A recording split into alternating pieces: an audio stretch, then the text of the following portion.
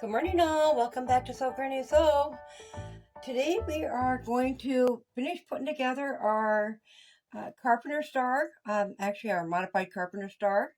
And I have mine here laid out, but I have some pictures to show you of when I first laid out the star, and then put the filter on it. And then I knew that I wanted my peaks, this area on my star. I wanted those to be the darker and the inside to be the lighter, so it kind of tricks the eye. So you see a couple different stars each time you glance at them. So then I switched it around a little bit. So as you can see, the peaks here are darker, and then in the black and white, you can see it even come through more. And then on a last side note, I wanted these four corners to be darker. So I went ahead and took another picture and put the filter on. So now the outside of the star, as you can see, is all in the darker and the inside is the lighter. So we're going to go ahead today and get started on putting it together. I did want to show you. Now I have 36 of the little blocks that we cut off the back side of these ones. So we had 36 of those. So we also have, well, I don't know if that's, yep, that's right. Okay, so I also have enough to do a few different little stars. So we will be, when we go forward, I'll be using up some of these in those squares. Because we got some new colors in here that we hadn't used prior in our other stars yet. So that way we can incorporate some more colors into our star quilt yet. So we're going to go ahead and we're going to put this together just like we did every other star block once we get our half square triangles and stuff laid out. And I'm going to grab a spot where you can see here. So all we're going to do is we're going to go row by row. Oh, can you see the first row? So we're going to start off with the first row, putting them together. So all we're going to do, and I'm going to start in the middle here so you can see it, but we're just going to flip these over onto the second row all the way along. Make sure on the ones that have seams to line up, that you do get any seams lined up that you need to. I haven't found none yet. I don't think we're going to have none on this row. So once we get them all flipped over, we're going to go to the sewing machine and we're just going to take a 1/4 inch seam all the way along that one side. We'll bring them back here, flip them over, and then we'll just attach the next row as such. And at that point, you will have some seams to line up, it looks like. So you're just going to put your seams together, make sure you got those lined up and pin those into place. So you're just going to go through your rows like that, adding on each row as you go. A lot of the corners, you're working with both squares, so it's not as difficult. On the 9 patch in each corner, you only have 2 half square triangles, the rest are full blocks. So those will be fairly easy. Of course, in the middle, you got more half square triangles, so you're going to have more seams to line up. But we're going to go ahead and get started with all these seams here. So we can get those rows done, and then I'll get those ironed flat, and then I'll meet you back here. Just wanted to jump back on real quick and show you I am sewing mine in sets of 2. And this is why it's really important to take the picture prior to sewing yours together, because I got back and I had this whole second row reversed when I laid it back down. And had I not double checked that according to my picture, I would have sewed these next to the next time I sewed them, I would have sewed them together wrong. So always have that original picture once you get it laid out to show you exactly how to put it back together after you sew each row. So right now I just sew the sets of 2 together. You'll have 4 of those. Once you get those done, then you can start sewing the halves together, and then you can sew the whole thing together to have each of the rows completed.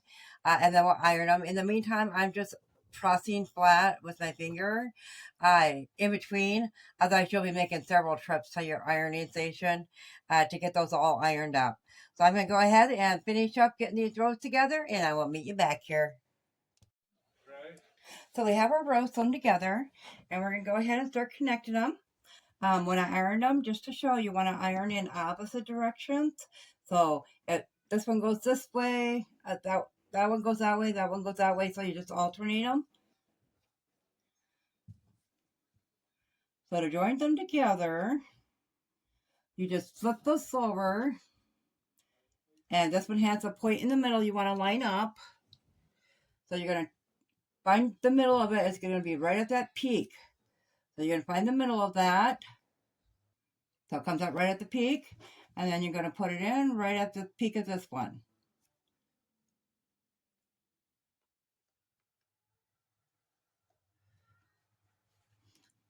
And then you're going to fill and make sure that these nest.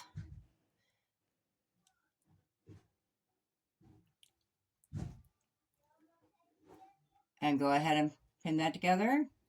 And then you're just going to work your way down your rows, nesting all those seams, making sure they line up good.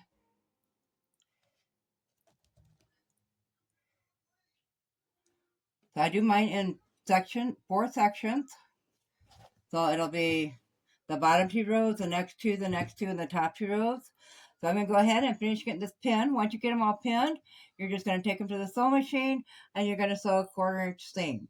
Finger press those open, and when you get them all sewn that time, then you're going to start connecting the 2 halves, or these 4 rows together the same way we did this one, and then these 2 rows together. And then once you get that done, you'll connect the halves together, and then your star will be finished up into the trim. So you can iron it flat as you go if you want.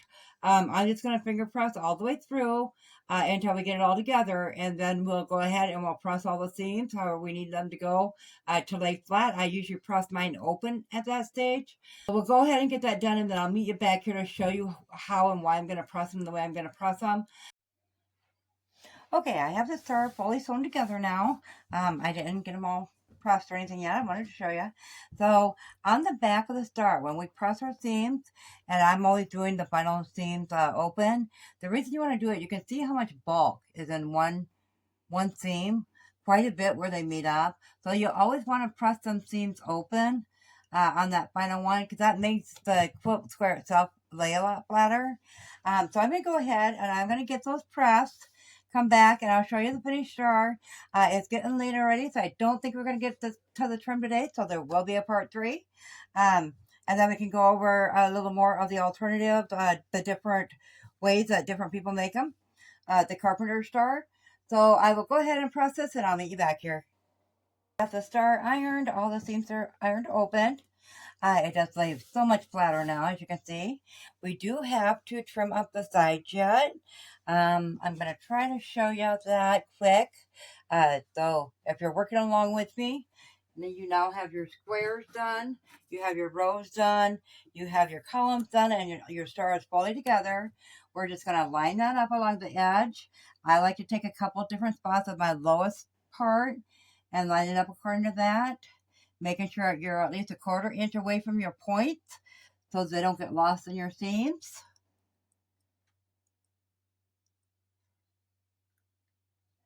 And then we're just going to take our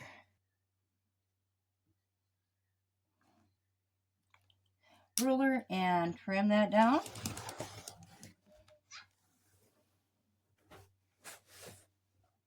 And then we've got a nice square side on that. And we'll do that all the way around. And then I'll meet you back here tomorrow for the next video where we'll go ahead and cut our trim and get that attached to have our block totally finished. Our trim, just so you know, we are going to be using 2.5 inch trim from the same background color you chose. And I cut 2 strips because this is about 20 by 20 inches. So by the time we add 2, well, minus the 1/2 inch will be for T-moss. So 2 inches on each side is going to measure exactly 24 by 24. I will see you tomorrow. Hopefully you guys are coming along great. If you haven't joined yet, we have a community group over on Facebook under Sew Granny Sew. We'd love to have you join there, and you can share your stores as you get them completed. So if you found this video useful, guys, go ahead and give it a big thumbs up. It really helps our channel grow. If you haven't subscribed yet, go ahead and hit that subscribe button because we'd love to have you here at Sew Granny Sew.